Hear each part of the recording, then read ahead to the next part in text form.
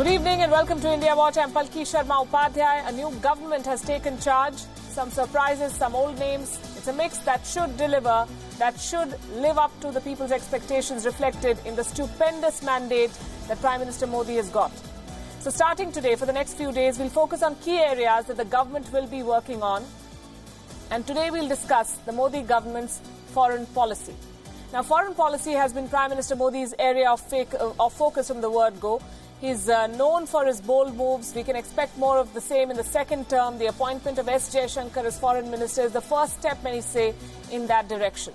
Unlike previous prime ministers, Mr. Modi made foreign policy a major factor in domestic politics, an electoral issue as well. It was part of his campaign pitch in this election. His policy on Pakistan, his tough posturing formed a core part of his speeches. The opposition tried to target him for his repeated foreign trips. He turned that argument on its head. Mr. Modi said that his repeated visits and persistent engagement helped build India's stature.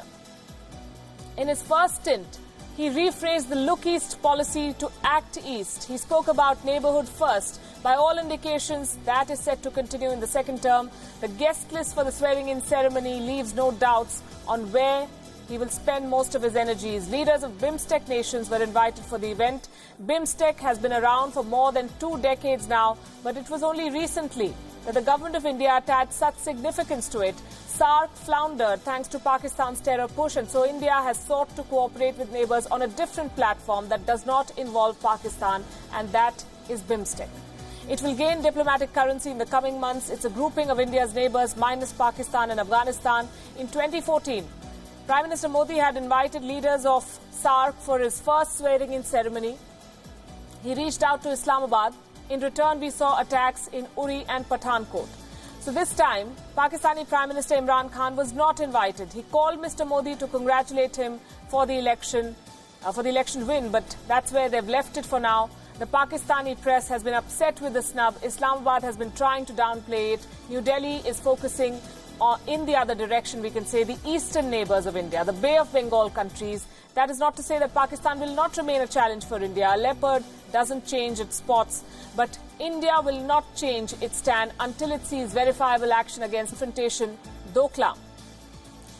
They were this close. It was this close to snowballing into a military conflict. It stretched for more than 2 months. Intense back-channel talks led to the Wuhan dialogue. It was called an informal summit. That was last April. Now, Delhi and Beijing refer to the Wuhan spirit. It's an understanding at best. Sticky issues remain.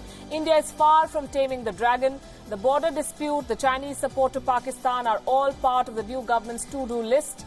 And then there's Beijing's expansionist agenda. The Belt and Road projects in India's backyard have increased Chinese presence. India must navigate with care.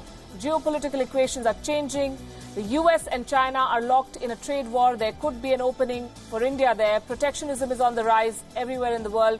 The right-wing leaders want to close down Europe's borders. On the other hand, Brexit has now forced out 2 prime ministers after David Cameron. Theresa May is on her way out. The situation in West Asia remains tense. US and Iran are locked in a bitter diplomatic war. That has cut off a source of cheap oil for India. In short, there's a lot that's going on around the world. Prime Minister Modi's doctrine of strategic autonomy will be tested every step of the way. We wish Minister Jaishankar's team all the very best.